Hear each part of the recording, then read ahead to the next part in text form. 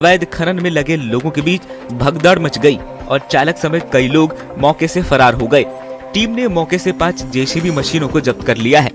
जांच में सामने आया कि खनन माफियाओं ने सरकारी जमीन पर गहरे गड्ढे कर करोड़ों रुपए के नुकसान पहुंचाए हैं। प्रशासन अब फरार आरोपियों की पहचान कर उनके खिलाफ सख्त कानूनी कार्रवाई की तैयारी कर रहा है। अवैध खनन के खिलाफ ये कार्रवाई साफ संदेश देती है कि सरकारी जमीन पर कब्जा और प्राकृतिक संसाधनों की लूट किसी भी कीमत पर बर्दाश्त नहीं की जाएगी। नोएडा के सेक्टर 78 स्थित सिक्का क्रमिक ग्रीन सोसाइटी के मंदिर में चोरी की एक हैरान करने वाली वारदात सामने आई है। यहाँ चोर दानपत्र को तोड़ने के इरादे से मंदिर में घुसे, लेकिन जब काफी कोशिशों के बाद भी दानपत्र नहीं टूट सका तो उन्होंने मंदिर की घंटी और पूजा में इस्तेमाल होने वाली कीमती सामग्री ही चुरा ली। ये पूरी घटना मंदिर में लगे सीसीटीवी कैमरे में कैद हो गई।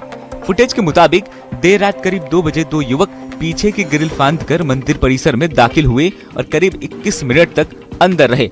इस दौरान उन्होंने दानपत्र तोड़ने की कोशिश की और नाकाम रहने पर अलमारी का ताला तोड़कर तांबे और पीतल की पूजा सामग्री चोरी कर ली।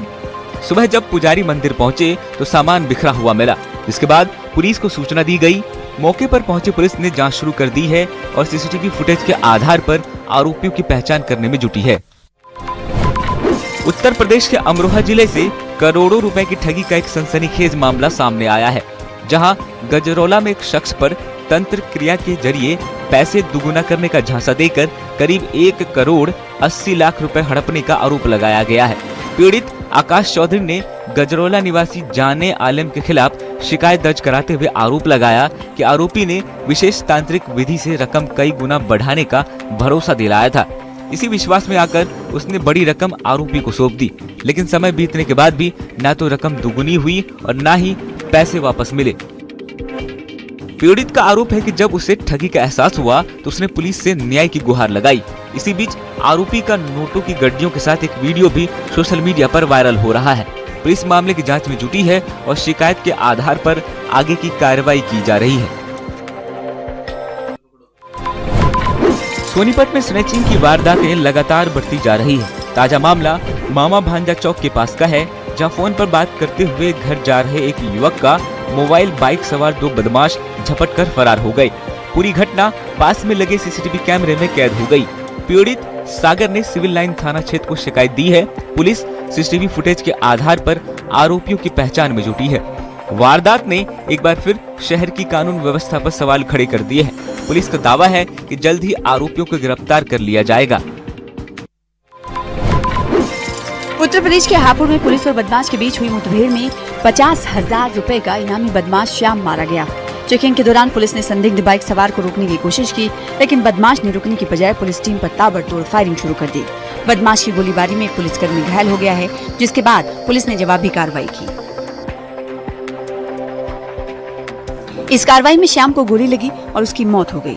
पुलिस के मुताबिक मारा गया बदमाश 1 जून को एक टिम्बर व्यापारी के घर पर हुई करोड़ों रुपए की डकैती के मामले में वांछित था और काफी समय से फरार चल रहा था। उसकी गिरफ्तारी पर 50,000 रुपए का इनाम घोषित किया गया था। मुठभेड़ के बाद पुलिस ने मौके से एक पिस्टल, नकदी और बाइक बरामद की।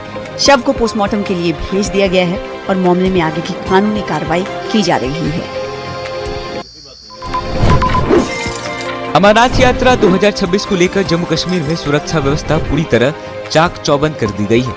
3 जुलाई से शुरू होकर 28 अगस्त तक चलने वाले 57 दिनों की इस यात्रा के लिए जम्मू से बालटाल और पहलगाम तक पूरे राष्ट्रीय राजमार्ग पर सुरक्षा बलों की तैनाती की गई है।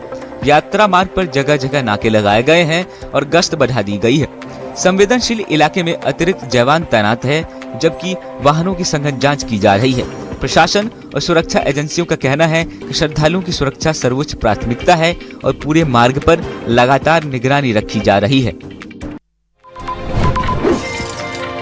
जम्मू कश्मीर के बारामूला जिले की उड़ी इलाके में एक दर्दनाक सड़क हादसा सामने आया है, जहां एक ऑल्टो कार अनियंत्रित होकर झेलम नदी में जा गिरी। इस हादसे में कार सवार एक व्यक्ति की मौत हो गई है, जबकि दूसरा व्यक्ति गंभीर रूप से घायल हुआ है। जानकारी के अनुसार यह हादसा बारामूला उड़ी राष्ट्रीय राजमार्ग पर राजरवानी इलाके में हुआ। बताया जा रहा है कि कार चालक वाहन पर नियंत्रण खो बैठा, जिसके बाद कार सीधे झेलम नदी में जा गिरी। हादसे की सूचना मिलते ही स्थानीय लोग और राहत दल मौके पर पहुंचे और दोनों घायलों को बाहर निकाला। इनमें से एक व्यक्ति को डॉक्टरों ने मृत घोषित कर दिया, जबकि दूसरे की हालत गंभीर बनी हुई है और उसका इलाज जारी है। पुलिस ने घटना का संज्ञान लेते हुए मामला दर्ज कर लिया है और हादसे के कारणों की जांच शुरू कर दी है।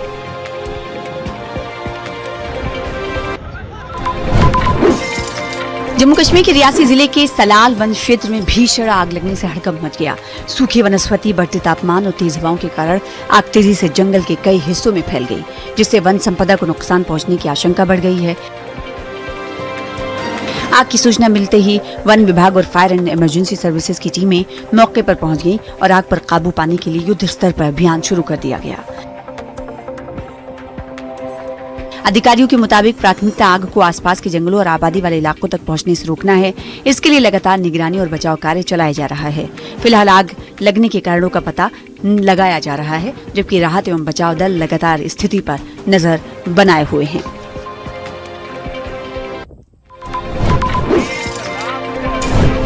आज अंतर्राष्ट्रीय योग दिवस के मौके पर प्रधानमंत्री नरेंद्र मोदी कोलकाता के मशहूर रेड रोड पर आयोजित कार्यक्रम से देश और दुनिया को संबोधित किया। इस दौरान उन्होंने योग का महत्व बताया और साथ ही विश्व को स्वस्थ रहने का मूल मंत्र दिया। इस साल अंतर्राष्ट्रीय योग दिवस की theme yoga for healthy ageing रखी गई है। ये शारीरिक तंदुरुस्ती, मानसिक संतुलन, स्वस्थ और सक्रिय वृद्धावस्था में योग की भूमिका को बताती है।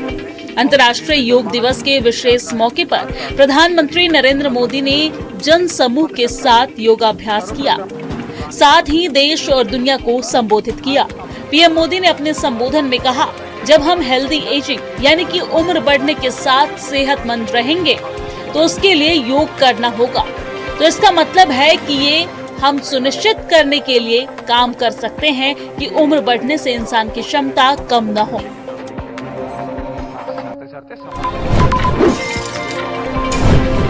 आज पूरा भारत और दुनिया के तमाम देश अंतर्राष्ट्रीय योग दिवस के 12वें एडिशन के रंग में नजर आ रहे हैं। इस साल का मुख्य राष्ट्रीय कार्यक्रम पश्चिम बंगाल की राजधानी कोलकाता के ऐतिहासिक रेड रोड पर आयोजित किया गया, जिसकी कमान खुद प्रधानमंत्री नरेंद्र मोदी ने संभाली, जहां पीएम के साथ हर उम्र के हजारों लोग, युवा और बुजुर्ग योग के विभिन्न आसनों का अभ्यास कर रहे हैं। वहीं दिल्ली एनसीआर में भी कई जगहों पर अंतर्राष्ट्रीय योग दिवस को लेकर कार्यक्रम का आयोजन किया गया। दिल्ली में लाल किला, कनॉट प्लेस, कर्तव्य पथ के साथ ही डीडीए, एनडीएमसी और एमसीडी के पार्कों में एक साथ योग कार्यक्रम हुआ। वहीं विदेश मंत्री एस जयशंकर ने अंतर्राष्ट्रीय योग दिवस 2026 पर योगाभ्यास किया। भारत में नॉर्वे की राजदूत ने एलन स्टोनर भी दिल्ली में आयोजित एक कार्यक्रम में शामिल हुए। योग दिवस को लेकर पूरे देश भर में जमकर उत्साह देखने को मिल रहा है। इसके अलावा सभी स्पोर्ट कॉम्प्लेक्स समेत अन्य सार्वजनिक और धार्मिक स्थानों पर एक साथ हर आयु वर्ग और धर्म के लोग योगा आसन में जुटे नजर आए। अंतर्राष्ट्रीय योग दिवस 2026 भारत और विश्व भर में स्वास्थ्य वृद्धावस्था के लिए योग विषय के तहत मनाया जा रहा है, जो शारीरिक फिटनेस, मानसिक कल्याण और स्वास्थ्य जीवन शैली को बढ़ावा देने में योग की भूमिका पर बल देता है। विश्व भर में 210 से अधिक भारतीय दूतावास 2500 स्थानों पर कार्यक्रम आयोजित कर रहा है, जो योग को बढ़ती अंतर्राष्ट्रीय लोकप्रियता को रेखांकित करते हैं। वहीं लोकसभा अध्यक्ष ओम बिरला ने अंतर्राष्ट्रीय योग दिवस 2026 पर आयोजित कार्यक्रम को संबोधित करते हुए कहा, जब समय अशांत हो उस समय मन को शांत रखने के लिए साथ साथ धैर्य, संतुलन और हमारे दिनचर्या को बेहतर बनाने के लिए योग आज भी आवश्यकता है। इस भागदौड़ के जीवन के अंदर, इस तनावपूर्ण जीवन के अंदर हमारे पास अवसर बहुत है, इसलिए आज हमें योग को हमारे दिनचर्या का हिस्सा बनाने का प्रयास करना चाहिए।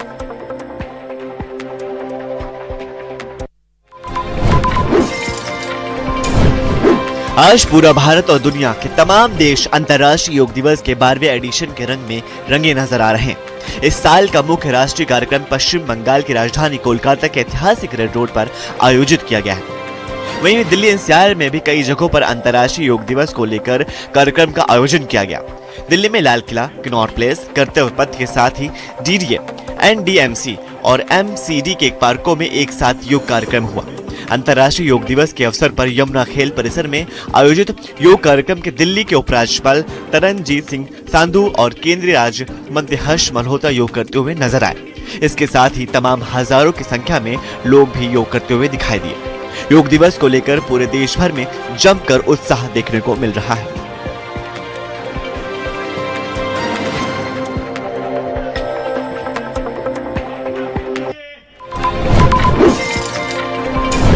दिल्ली के आईजीआई एयरपोर्ट पर कस्टम विभाग के अधिकारियों ने मुस्तैदी दिखाते हुए हेरोइन तस्करी के एक बड़े मामले का पर्दाफाश किया। कुआलालंपुर से आए एक भारतीय नागरिक को शक के आधार पर टर्मिनल 3 के ग्रीन चैनल पर जांच के लिए रोका गया। जब अधिकारियों ने उसके 2 ट्रॉली बैग की एक्सरे स्क्रीनिंग और बारीकी से तलाशी ली तो अंदर सफेद पाउडर के 4 पैकेट छिपे मिले। जांच करने पर सामने आया कि ये कोई आम पाउडर नहीं बल्कि करीब 34.5 करोड़ रुपए की कीमती हेरोइन है, जिसका वजन लगभग 7 किलो पाया गया। इतनी बड़ी खेप मिलने के बाद तुरंत कस्टम अधिकारियों ने आरोपी यात्री को एनडीपीएस एक्ट के तहत गिरफ्तार कर लिया और ड्रग्स को जब्त कर लिया। फिलहाल पुलिस और जांच एजेंसियां इस बात का पता लगाने में जुटी हैं कि तस्करी के इस बड़े खेल के पीछे असली मास्टरमाइंड कौन है।